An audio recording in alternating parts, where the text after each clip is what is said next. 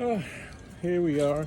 This is Mark James. I just happened to have seen some deers on from my deck. They were back there, but I guess they're gone. But anyway, let me explain.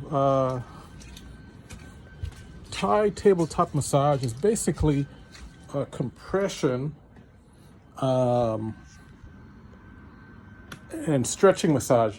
Most of the folks that get them tend to be very athletic, and it's just sort of known that we do not do enough stretching. And a lot of the guys that work out, all they do is contract their muscles, and eventually restrict range of motion. And that is the issue that I'm going to be dealing with momentarily with this soccer player. And they lift a lot of weights too. So it really helps and enhance your mobility, range of motion if you do active and passive stretching, where I'm going to be engaging the client in either pushing back on me or lifting or stretching the legs or the arm, the extremities to a certain point, and then I'm going to assist them to stretch them even farther. And sometimes I'm going to have them work against me pushing them.